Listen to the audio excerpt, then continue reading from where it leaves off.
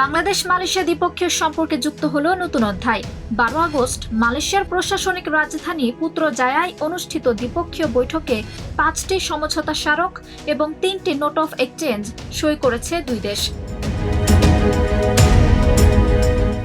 অন্তর্বর্তী সরকারের প্রধান উপদেষ্টা অধ্যাপক মোহাম্মদ ইউনূস এবং মালয়েশিয়ার প্রধানমন্ত্রী আনোয়ার ইব্রাহিমের উপস্থিতিতে স্বাক্ষরিত এই চুক্তিগুলো প্রতিরক্ষা সহায়তা, জ্বালানি, কৌশলগত ও আন্তর্জাতিক শিক্ষা এবং ব্যবসা বাণিজ্যের মতো গুরুত্বপূর্ণ খাতকে অন্তর্ভুক্ত করেছে।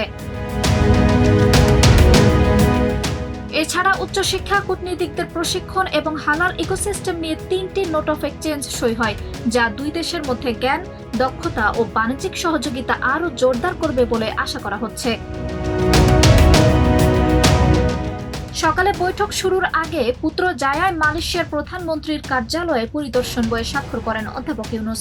পরে মালয়েশিয়ার প্রধানমন্ত্রী তাকে নিজের কার্যালয়ে স্বাগত জানান এবং দেশটির কূটনীতিকদের সঙ্গে পরিচয় করিয়ে দেন।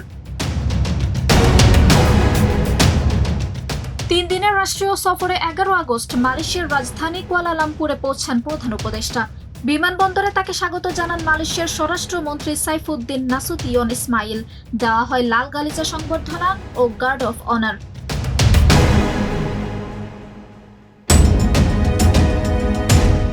এই চুক্তিগুলো শুধু কাগজে কলমে নয়, দুই দেশের ভবিষ্যৎ অর্থনীতি, শিক্ষা এবং কৌশলগত সহযোগিতার ক্ষেত্রেও এক নতুন সম্ভাবনার দ্বার খুলে দিল।